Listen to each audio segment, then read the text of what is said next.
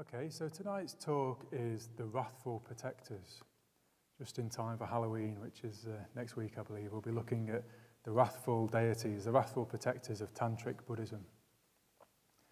So the talk is part of a series looking at the Tantric Buddhism, Vajrayana Buddhism, which has been called the Path of the Diamond Thunderbolt.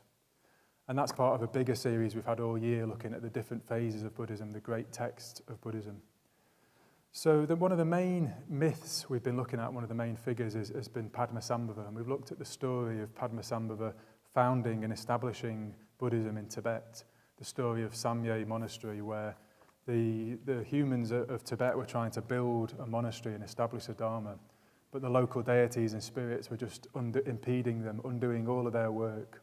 And Padmasambhava, he didn't just oppose the demons. What he did was he got them on his side. He got them building the monastery with him. So he got all the forces of Tibet, the local deities, building the monastery. So we've been exploring how this is a simile, a metaphor for in the Dharma. All of our energies need to be harnessed. All of our energies need to be transformed. Enlightenment is a whole experience with the whole of our psyche, the whole of our energies. So we need to transform and harness all of our energies. And this has been a metaphor we've been exploring, this story about Padmasambhava taming and harnessing the demons of Tibet. And then there's another simile which I really like, which expresses a similar idea, and that's in a book that Sangha wrote called The Religion of Art. The Religion of Art, available in the library and the bookshop. And in there, Sangha talks about the importance of art in Buddhism to engage the emotions. We need to engage all of our emotional energy. And he says that if we don't engage all of our emotional energy, there'll be trouble. And he likens it to Cinderella, the story of Cinderella. And he says, well, if our emotions are Cinderella and we don't invite them to the ball, they're not going to stay just kind of meekly, quietly at home and kind of clean the house. They'll burn the house down, basically, is what Sangha says. He says our emotional energies will become destructive. If we don't creatively engage our energies, they will become destructive. And that's what the same story of Padmasambhava is illustrating, that the energies, the emotional energies of the depths of the psyche, if they're not engaged and behind what we're doing, then they will impede, they can become destructive. So we need to engage our energies and we need to give them new jobs. We need to give our demons different jobs to do. We need to give them creative outlets, creative expressions. And if we just repress or block our emotions, blank them out, they'll become destructive. We won't just keep them quietly away, they'll actually become destructive. So they'll tear down the walls of the monastery or they'll impede our progress. So in particular, we need to give the energies of anger and aggression a different job. They need to become protectors of the Dharma, and that's what I'll be exploring this evening. The transformation of the energies of anger and aggression into Dharma protectors. So, protector figures are very traditional in Buddhism, and there's a term Dharmapala, which means protector of the Dharma, Dharmapala. In Tibetan, it's Chokyong, which I hope is the right pronunciation, Chokyong. And protector figures are very traditional throughout Buddhism, but especially in Tantric Buddhism, where they take the form of being wrathful deities, wrathful protectors. So I've got some pictures. Here is a Tantric wrathful protector called Vajrayana or Dorje Legpa. And he's pictured wearing a hat which looks a bit like a safari hat. And he's on the back of a lion, surrounded by flames. Just a very interesting character. But he's said in Tibetan Buddhism, Tantric Buddhism, to have been one of the demons that was converted by Padmasambhava. He was the demon of gambling and war. And then he became subdued and bound to be a protector of the Dharma. Here's another picture of Dorje Legpa, Vajrayana. So the Dharmapalas, the wrathful protectors, are like the bodyguards of Tantric Buddhism. They defend the teachings and defend the practitioners, both from inner enemies and outer enemies. So they are the Vajra wall of protection, which guards the three jewels, the Buddha, the Dharma, and the Sangha. as you'll find with Tantric, if you study Tantric Buddhism, it applies on different levels of our being, of our consciousness. So in Tibetan Buddhism, Tantric protectors, like these figures, are evoked to provide kind of like magical protection from external harm. So you can hear Rinpoche's lamas talking about invoking these figures to keep them protected from bandits on journeys, for example. So to try and ward off external harm, protect her in that way. But at a deeper level, the Dharma protectors, the Dharmapalas, you could say they throw back chaotic forces of the psyche which can operate at the individual level and the group level. So in the group level, there might be the forces that unleash war, hatred, the Holocaust, the destruction of religion, destruction of culture, of art, these kind of forces. You might invoke Dharmapalas to try and protect the Sangha and the Dharma from these kind of forces in the human psyche on a group level. But also on our own individual level, if we're trying to practice the Dharma, we might invoke these protectors in Tantric Buddhism, if you're a Tantric Buddhist, to protect you on an individual level from those forces. The forces of the ego out of control, of greed, delusion, just out of control, chaotic forces. So the Dharmapalas are invoked to kind of be the sentry, the kind of stand at the guard, at what we might call the mandala, and to protect it. So if you've ever recited the verses of the dedication ceremony that we do in Triratna, you'll be familiar with the verses where we invoke a mandala. We visualize and invoke a mandala, which is like a protective circle around the Buddhist center, around these physical buildings and grounds, and we invoke protection, we ask for protection. And on Padmasambhava Day, we had a Padmasambhava Day festival recently, we actually did this ritually. We had a model of the Buddhist center, and we created 3 protective rings around that model of the Buddhist center ritually. So we created petals of purity as a ring of protection, and a Vajra wall of determination, and a ring of flames around the Buddhist center. So this is one way that, again, that kind of protectors might be invoked to kind of guard a mandala and protect the Sangha and the Dharma from harmful forces. Okay. But how, the question I'm asking myself and us is, well, how can in Triratna we make use of these wrathful protectors, this aspect of Tantric Buddhism? How can that relate to us in our day-to-day practice? And I think the way that it most meaningfully relates to us or translates to our practice is the aspect of these wrathful protectors as being embodiments of anger and aggression in support, in service of the Dharma, to serve and protect the Dharma.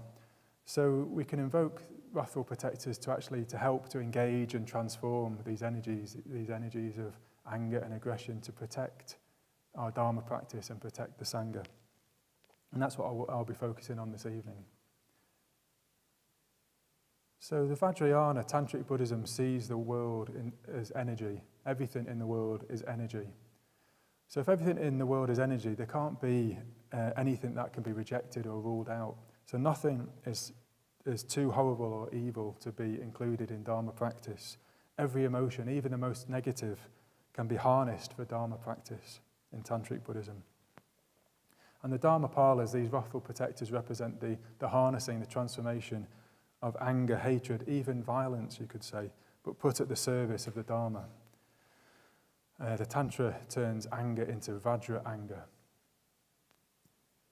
So the aggressive impulses of the psyche become channeled into destroying ignorance and destroying suffering. So it's not an aggression that we usually might think of it, which is powered by egotism and selfishness. This is powered by compassion. These figures I'll show you in a minute. These are aspects of compassionate bodhisattvas.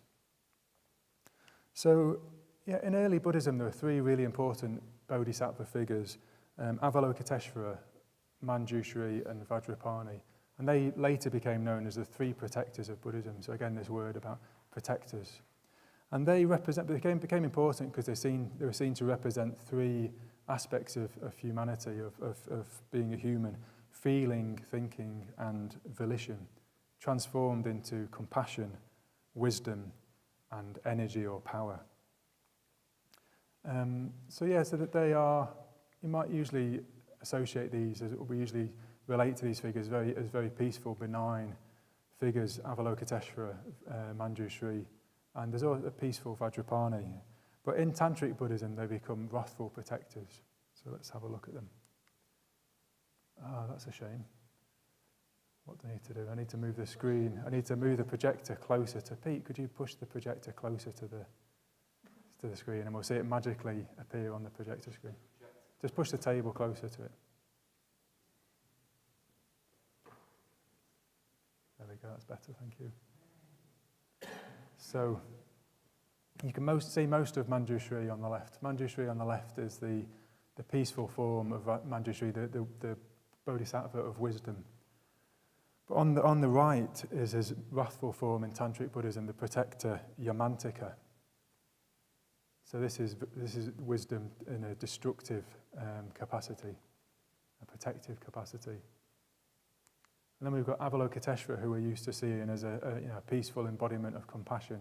In Tantric Buddhism, he's also got a wrathful form, Mahakala.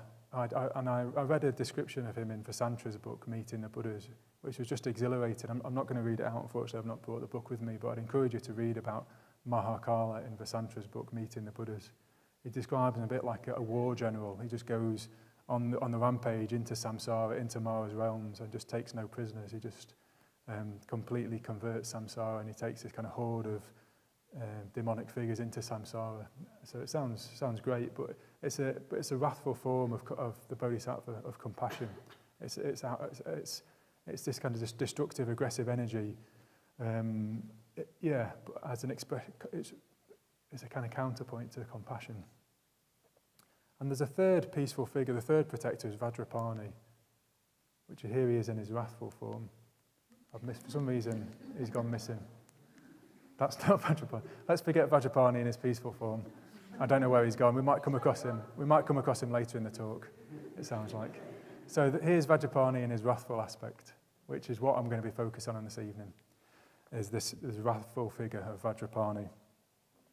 So Vajrapani, you could say, is the original Dharma protector in Buddhism. He goes right back to Theravadan Buddhism in the Pali scriptures, which is some consider to be the earliest form of Buddhism, but it's the earliest surviving written down form of Buddhism anyway, Theravadan Buddhism. And Vajrapani goes right back to those scriptures. And he appears as what's called a yaksha in those scriptures, which is a bit like a deity. He's called a yaksha general. He's a bit like an ogre or a kind of. I was thinking of Ghibli from The Lord of the Rings, like this kind of quite aggressive, short, stout figure who's kind of a protector. So that kind of figure is a yaksha, and it is a very good example of this, where the historical Buddha Shakyamuni is in dialogue with an arrogant Brahmin youth called Ambata. And Ambata is in dialogue trying to kind of show the Buddha up, trying to make the Buddha look foolish and asking questions. And Ambata, got a taste of his own medicine, really. But he wanted to try and, in particular, he was trying to undermine the Buddha by saying the Buddha's caste was a kind of low caste. It wasn't very high. It wasn't very worthy, very noble. So in Buddhism, so in India, you might be aware of the caste system, which has become really kind of formalized in Indian culture, and people are kind of categorized as having particular worth or value depending on what caste they're born into. And Ambata was from a Brahmin caste, which was a very noble caste, and he was saying that the Buddha's Shakyan warrior class, what was he saying? Yeah, basically he was saying that they were a menial caste, and the Buddha should be paying homage to Ambata, because Ambata was from a much more noble caste. So the Buddha asks Ambata an embarrassing question. Well, first of all, the Buddha just kind of clarifies the nobility of his own caste. It's not such a big deal for the Buddha. And the Buddha also, in previous suttas, just explains for him caste has got nobility, has got nothing to do with caste or the family that you're born into. It's about how you behave, how you act, makes you noble. But in a sense, he engages Ambata at his own game and says to Ambata, well, I've got a question for you. So is it true, Ambata, that your own caste is actually derived from a slave girl of my caste? And Ambata just falls silent. He refuses to answer. He knows it's true, and he knows that he's going to look really, really foolish if he says yes. So the Buddha asks Amrita again, well, is it true, Amrita, your whole clan is derived from a slave girl from my caste? And again, Amrita won't answer. And so the Buddha asks a third time, but this time he also gives a warning to Amrita. He says, Amrita, do you know that if the Buddha asks somebody a question 3 times and they refuse to answer 3 times, their head will split open? So just to give you that warning as I ask you this question a third time. So Amrita looks up startled, and he sees hovering above the Buddha Vajrapani holding a Vajra in his hand, ready to hurl it at Amrita's head and smash it into pieces. And Amrita just throws himself on the floor and just says, yes, it's true, and just apologizes profusely to the Buddha. So this was Vajrapani making an early appearance in Buddhism as a protector of the Buddha, almost like a protective spirit of the Buddha, or like a demon of the Buddha, kind of this kind of protective genie almost, which would kind of appear and scare people off. So you could see it also as just illustrating the Buddha's formidable presence, his formidable strength and power. The Buddha wasn't a pushover, he couldn't be pushed over. And Vajrapani appearing in this way is just really illustrating that kind of strength of character, the strength of the Buddha. So this is a Vajra, by the way. Handle it carefully. Yeah, so in the Pali Canon, Vajrapani is depicted as a yaksha. And in Mahayana Buddhism, the second great phase of Buddhism, he becomes a bit more important. He's a yaksha general, but he takes more prominence in some of the sutras and becomes also a peaceful bodhisattva. There's a peaceful Vajrapani bodhisattva in Mahayana Buddhism. But then in Tantric Buddhism, he really takes on a prominence. Vajrapani becomes a central figure in Tantric Buddhism. And in later Tantric Buddhism, the most dominant figure, he's seen as being the protector of the Tantras. Vajrapani becomes a really important figure. In fact, an embodiment of enlightenment itself, of Buddhahood itself. So Vajrapani gets this career path, this kind of progression through Buddhism where it becomes the pinnacle in Tantric Buddhism. So yeah, what does Vajrapani look like? We've seen a picture of him already. So let's just explore what Vajrapani looks like. And in a way, the image, the figure of Vajrapani speaks for himself. I will say a lot more after that, but in a sense, maybe I don't need to. So Vajrapani is a figure with great power and great strength. He's a huge figure. He's got these colossal arms. He said his arms are like thighs and his thighs are like tree trunks. He's just this huge, colossal figure. In fact, he's huge. He fills the entire universe. That's how Vajrapani, as this Wrathful Protector, is just this colossal, giant figure. And he's completely unmovable, unshakable, just completely powerful. And very fearsome and fierce, as you can see. He's got these almost like fangs and a very fierce look about him. He's wild. He's a wild figure. He's wearing a tiger skin loincloth. It's not like a tiger print mankini. This is a real tiger. He's wearing a proper tiger around him. And he's wreathed in snakes, and he's got his hair tied up with snakes. So he's wild. He's very, very wild. And he's destructive. He's a destructive figure. He's wearing a garland of skulls, and he's wearing a crown of skulls as well. And his body is surrounded by this wreath, this halo of crackling flames, all this energy, this heat, this power, this destructive energy, this transformative energy, all these flames surrounding the body of Vajrapani. Okay, so his left hand is in the gesture, the mudra of warding off demons and spirits. So his left hand is like this. And his right hand is wielding the Vajra, ready to hurl it. So the Vajra is a symbol of pure energy, actually. It's an infallible weapon. It never misses. It's a weapon of diamond thunderbolt which never misses.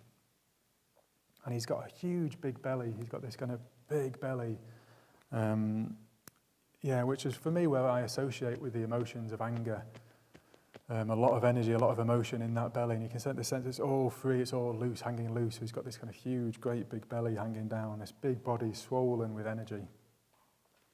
And he's got these bulging eyes. His eyes are bulging. And there's a brand new painting of Vajrapani, the Wrathful Vajrapani, in the Padmaloka shrine room by Arloka in the last couple of weeks. It's just been completed. And I thought, because I knew I was giving this talk, and I was at Pamaloka a couple of weeks ago, I thought I'll just look at this image every day and just kind of spend time looking at it and just reflecting on the image of the Wrathful Vajrapani. But once was enough, actually. I just looked at it once. It's a really compelling image. It's an amazing image, this painting, and the eyes just seem to be bulging out of the canvas. This painting by Arloka, it's just incredible painting. So this brings in the Maoris, the New Zealand Hakua, because I was thinking earlier about where have I seen this kind of energy, this kind of aggression and anger channeled into a kind of facial expression, and that's the kind of closest I've seen it to it.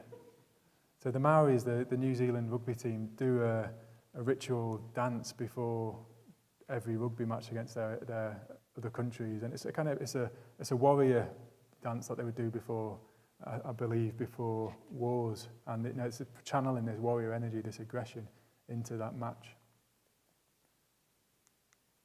So there's peaceful Vajrapani. It's a little bit out of sync, but there you are.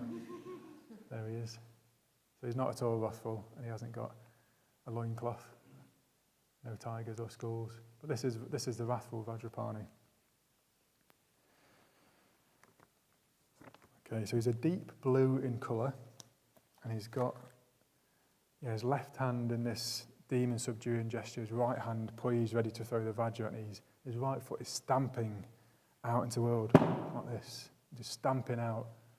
And sometimes it's depicted trampling on bodies as well, trampling on bodies, so he's just stamping like this. And Vedanya does a brilliant Vajrapani impersonation, really, kind of invoking like this. So I wish he was here doing that. I could get him up just to do that. And it's very, very intimidating, but I'm not got the same effect.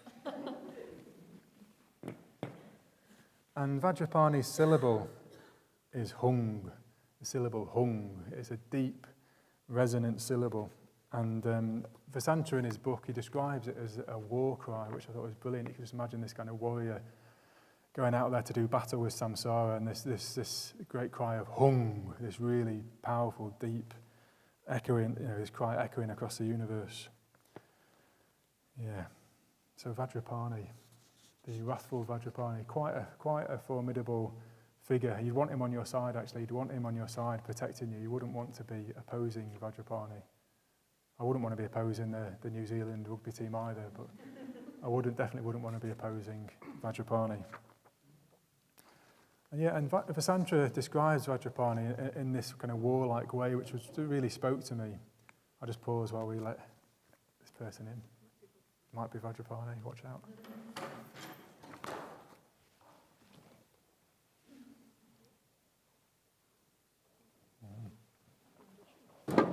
Yeah.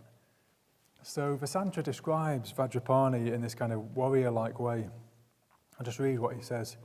Standing alone like a mythic warrior hero, Vajrapani is engaged in an exultant spiritual battle against the forces of suffering and on the side of all living beings, urging people to break out, to stamp out craving and greed, jump up and down on them until they beg for mercy, to dance on the grave of ignorance.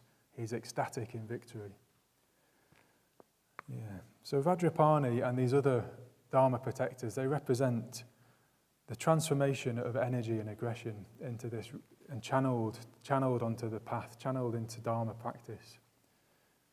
So, another question arises, well, isn't aggression and anger bad? Isn't that something unskillful? Isn't that something that we should be avoiding? Isn't this destructive? Isn't anger and aggression a bad thing? Well, it is unskillful if it's deployed in the usual way, which is in service of selfish aims. But look at all the energy that is depicted by Vajrapani. Look at all the energy that we are repressing and blocking. If we're not using all that energy, what a waste! What a waste of energy! All of that energy channeled up in Vajrapani, all of that anger and aggression. If that is blocked off or cut off, what a waste and what an impact that could have in our Dharma lives. So, is there a creative use of that energy, and what would that look like? And the story of Padmasambhava, as I mentioned earlier, it does show that we can harness and transform all of our demons, all of our kind of inner energies, and get them on the side of the Dharma, in the service of the Dharma. So is it possible to transform anger and aggression? How do we do that in practice? So the way I see anger is that it's a signal that we're not getting what we want, or we are not happy about what's happening. And usually that's something selfish that we crave, so it's blocking our craving. We want something like pleasure or praise or something we see, and we're not getting it, we're not getting our own way, so we become angry, and it's a signal to us that we're not getting our own way. But sometimes anger can be a signal that something isn't right ethically. It can be a kind of moral signal. Something needs to change. So this isn't ethical. Someone's being exploited, or someone's putting pressure on me to do something I don't want to do, and we can feel anger, and it's a signal that something needs to be changed actually, or boundaries need to be changed maybe perhaps. So anger can be a signal. It can just be just that, a signal. But hatred goes much further than anger. Hatred is where the desire to destroy the object that's blocking our desires. If whatever it is that's getting in the way, if we hate it, we just want it out of the way, we want to destroy it because we want to get what we want. So what if that energy though, that destructive energy, was used in service of the Dharma? What if it was used to destroy anything that gets in the way of truth, to destroy what gets in the way of growth, to destroy what gets in the way of progress, to destroy what gets in the way of harmony or connection with another human being? It could be a very creative use of that energy. So harnessing the destructive energies of anger, hatred, even violence, using them in service of the Dharma in this way, destroying whatever gets in the way of growth and progress. So it can be used skillfully, but how? How do we do this, and what does that look like in practice? So I'm not a tantric Buddhist, but I'm just going to give you my own personal process in a way of working with my own anger, these own aggressive energies, and how I've worked with that, and that might be helpful to just give you a kind of one perspective on how that might look. And firstly, it's important to say that it's a messy business. Working with anger and aggression and these kind of energies is going to be a messy business. It's not going to be straightforward.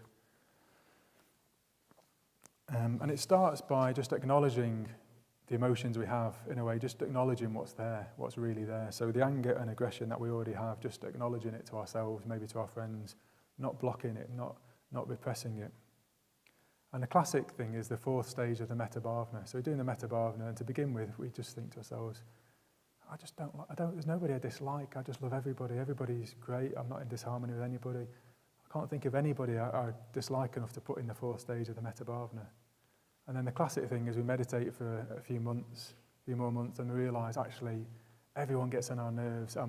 There's a whole big queue of people waiting to get into the fourth stage of the metta bhavana. That's a classic experience of the metta bhavana. And it was exactly the same for me. I arrived at the Buddhist Centre just completely emotionally blocked, just with very little emotional life at all, basically. Apart from if I used to drink vodka when I was a youth, and then I'd get really upset. But then apart from that, I just didn't experience emotion. That was how I arrived at the Buddhist Centre, basically. I don't drink vodka anymore. But I stopped because it made me upset, but then I stopped all alcohol. Anyway. Wasn't expecting to talk about vodka. Yeah, so basically I arrived thinking, well, I never get angry. I'm somebody who just doesn't get angry. And after meditating for a while, I realised actually I get angry a lot of the time. I'm angry a lot more of the time than I realised. And I was either repressing it or just trying to set things up to avoid conflict, just to avoid getting into conflict with people. So I wouldn't just try and keep the peace, really, keep things smooth. And that was a way of trying to manage not being angry or not experiencing anger. But if we pretend that we haven't got these emotions, well then what a waste of all that energy. We're kind of missing out on who we really could be. All that energy could become available. And we're like and we can be like a trickling stream of energy rather than this kind of huge torrential river or ocean of energy that we could have. And then during my ordination retreat, I became very unsettled when I started to experience rage, really strong rage, whenever I did the visualization of the Buddha of love and compassion, which was quite a shock to me. I was expecting to sit down and just feel all kind of peace and love and warm, fuzzy feelings, and I sat down and just experienced rage. and then stopped doing the visualization, and the rage stopped. Basically, it was just very disconcerting. I just assumed something's wrong, I'm doing something wrong, this shouldn't be happening. And I was lucky enough to the person who was leading our retreat, Satyaraja, who's a friend of mine, and I was lucky enough to be in a kind of small group that we were sharing kind of a few huts with, and I was able to talk to him about it and just say, look, what's happening here? I'm really concerned about this. You know, this shouldn't be happening, should it? And he actually said, well, this is really positive. This is a really positive thing. Basically, since your private ordination, you just seem much bigger than you used to. You seem a much bigger person than you used to. And this is a really positive energy. You need this energy. But it's just coming out as being anger and hate and rage because it's been squashed down for so long. It's been kind of sat down, squashed down for so long. So what I realised, well, this gave me a different perspective. I thought, okay, well, maybe I need to think twice about this rage and this anger. Maybe I do need to try and engage with it, work with it in some way, harness it in some way if it's making me a bigger person. So, yeah, to begin with, we just need to start by experiencing, feeling what's already there, the emotions that are already there. We just need to become more alive to them, more engaged with them, feel them more strongly, more deeply. And yeah, sometimes we just need to allow ourselves to be angry. If we are already angry, there's no point pretending we're not. We just need to have a kind of a space or a context where we can allow ourselves just to experience that. It might be meditation where you experience that. It might be sitting down with a cup of tea or something, whatever it is, and just feeling the anger that's there. Okay, so but there's an important caveat at this stage, which is if you're already somebody who is very in touch with their anger, this part of the process isn't for you. Okay, just kind of sitting and being angry. It's not Bodhinaga saying it's okay for me to be angry. This is if you're as repressed as I was and need to kind of get your emotions flowing, then you might just need to allow yourself to be angry sometimes. But it's really important that whilst you're doing that, you contain your emotions. Your emotions, if you don't contain them, they can cause harm to other people. So if you allow your anger to be expressed to others or leak out to others, that will cause harm. So you need to be able to contain whatever is going on in your inner world to experience it and contain it so it doesn't leak out and cause harm. So an obvious way of containing our inner experiences is the 5 precepts, actually. If you've got the 5 precepts and you're really committed to practicing them, then for me that creates a boundary, it creates a kind of protective space where you can have whatever's going on in your inner world and other people are going to be safe from that, they're going to be protected from that. That's really important. And then the second aspect, the way of looking at this, is an image from Shantideva, who we've heard a lot about. And Shantideva talks about being like a block of wood. So Shantideva says if you've got a really strong reaction, you're feeling angry or any other strong emotion, you might want to kind of lash out or act on it or express it. He says you just need to be like a block of wood. Now this image might get misinterpreted, so it takes a little bit of unpacking, but basically he's not saying you just kind of stand there like a block of wood. Well, I suppose in some ways you are, you're not reacting and you're not expressing anger. But at the same time, it could also be like a block of wood because seen as being inanimate and not feeling. You're an angry block of wood, you're still feeling the anger that's there. But you're not acting it out, it's not being acted out, you're stopping any reaction, you're being like a block of wood. That's worth unpacking a bit. Yeah. But then if they then have become, once I started to become more in touch with how angry I was, it starts to become a useful signal, as I was talking about earlier. So if there's something that needs to be protected, if I need to speak out in for something or against something, and give more skillful expression to that. I needed to learn to give a skillful expression to that, not to kind of just express it as anger, but to kind of feel that I was angry and then start to use that as, to be able to say no to things or yes to things very strongly. And what I began experimenting by doing was just telling people I was angry, but not in an angry way, but just letting people know, particularly my wife, when I started to experience a whole lot of anger that had just been stored up for my lifetime and starting to now be experienced, I just need to say, look, I'm really angry. It's nothing to do with you. And to try and express that in a kind of a clean, straightforward way, not in an angry way, but just kind of try and have the two things going at once, allowing the anger to be there and just being very clear that, I'm experiencing anger and you haven't done anything, it's nothing to do with you. So where am I? Yeah, so sometimes we do need to express it actually in a safe, skillful way. And there's a local Sheffield-based psychologist who's become quite famous called Steve Peters. And there was a book I really enjoyed of his. I've not read all of it, but most of it, and it's called something like I think it's the chimp paradox. And Steve Peters likens our inner emotions, our kind of strong emotions, as being like a chimp, basically a chimpanzee, that needs to be brought under control. So it's quite similar to the Padmasambhava kind of taming analogy, but we need to kind of bring this chimp under control. One of the things he says we need to do is actually exercise the chimp sometimes. It needs to have exercise, be exercised, and fed bananas, chucked bananas every now and then. But what we need to do to exercise the chimp, one of the things I've been able to do is when I meet with a Mogavangsa sometimes, he says I can have 5 minutes to rant. I can have 5 minutes just to kind of get something off my chest, just to rant.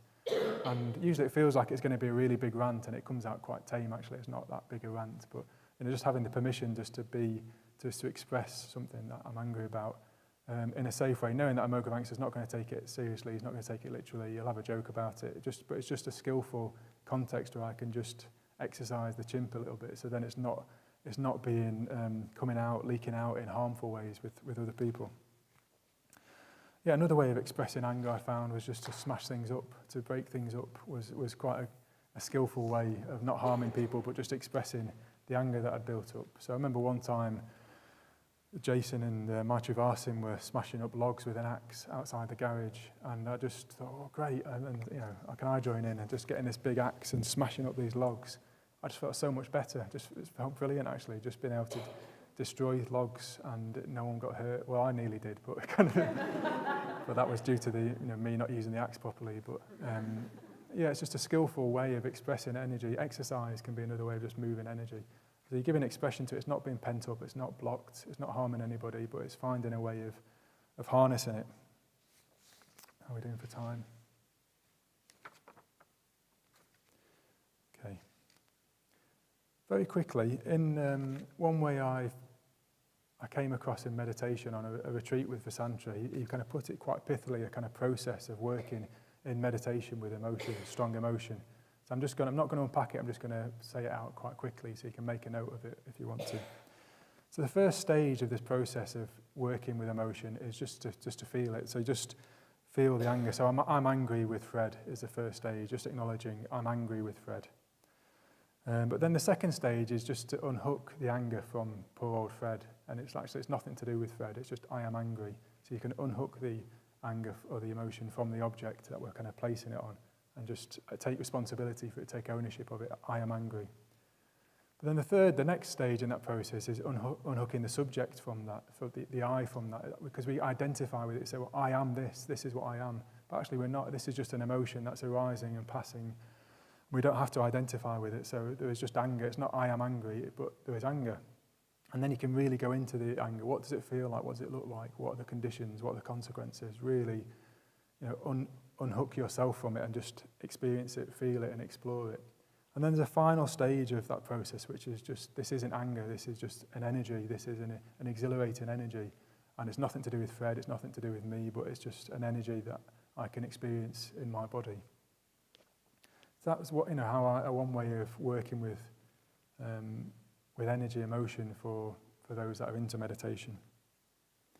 Okay, but basically to sum that whole process up, your anger and your aggression, it needs a new job. It needs to be re-employed in service of the Dharma as a Dharma protector, to stand up and speak out for the things that that are really valuable to you, that need protecting, that need protecting and standing up for. So it's taken me a long time, but I've learned eventually to speak very assertively, very strongly, but in a very clean way. Just no, that's not going to happen. I'm not going to do that. And there's a real, I think people will know that that's what I mean, and there's a kind of an energy behind it, a strength behind it. But initially, when I tried experimenting with that, it was quite messy, and it caused quite a bit of upset to my colleagues at the Buddhist Centre. But it's a very supportive context to try and grow and develop, so they were very understanding. They were very understanding, actually. Yes, I came to the Dharma just trying to avoid conflict, just kind of determined not to say anything that would upset anybody.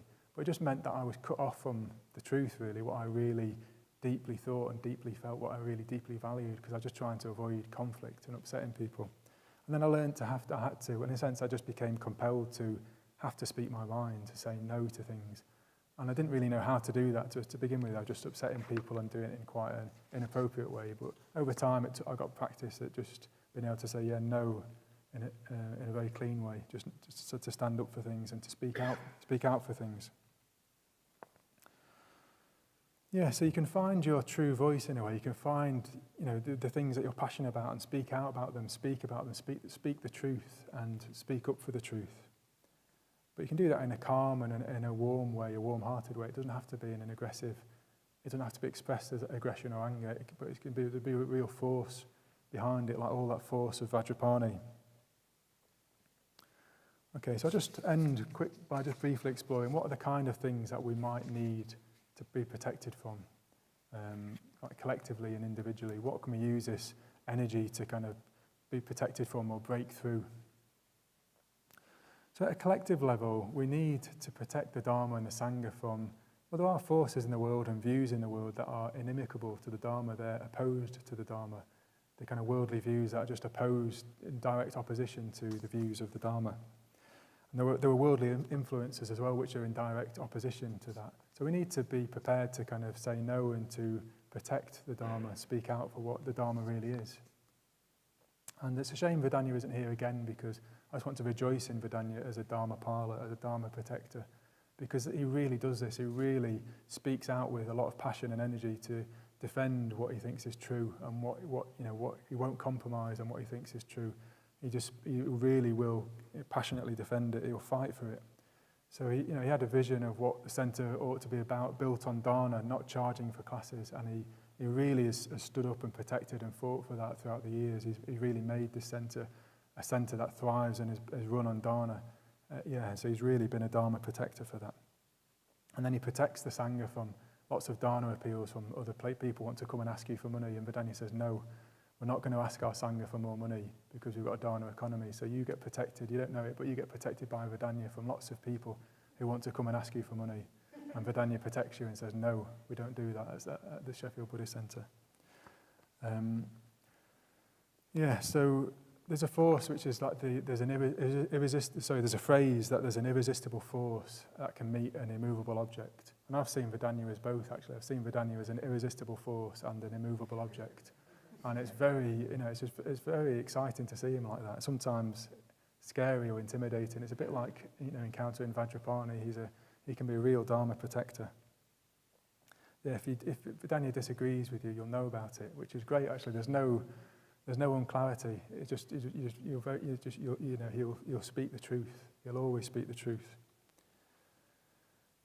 Yeah, and Vasantra in his chapter on Vajrapani, or it might be on the Dharma Protectors, one of the chapters in his book, Meeting the Buddhas, he talks about the spiritual teacher who can be like a Vajra guru who will kind of smash through maybe your deluded ideas, your attempts to put the Dharma into wrong words, and there'll be clarity, and the kind of spiritual teacher will kind of just tear that all up and smash through it to protect the truth, basically. And he says a spiritual teacher is unshakable in their certainty in the Dharma. They might even get angry. They can mobilize more aggressive energy than a normal person can because they're more concentrated. And you get the sense he might be talking about Sangharakshita here from his kind of personal experience about his own teacher. And then Vasantra says, only later you realize that the Vajra that was hurled at you left you completely unscathed. It simply shattered some of the chains which bound you, leaving you freer than before. So you get the sense of maybe this kind of fiery encounter, but with hindsight you can actually, this didn't harm me at all, this has really benefited me, this has really freed me up. So at the individual level, we need to invoke the Dharmapalas, these Wrathful Protectors. We can invoke them, like figures like Vajrapani, to break out of these chains, these kind of what William Blake calls mind-forged manacles, these chains invisible chains that we create in our mind and that imprison us, that hold us back. There might be limiting habits, limiting views, and it needs energy, and so, this kind of transformed force of anger and aggression can give us that energy just to smash through, to break through what holds us back. Give us the confidence, the belief, the energy, the motivation to smash through, to seize the initiative and to break out. And Vasantra talks about two things that we can break through, two ways of breaking through.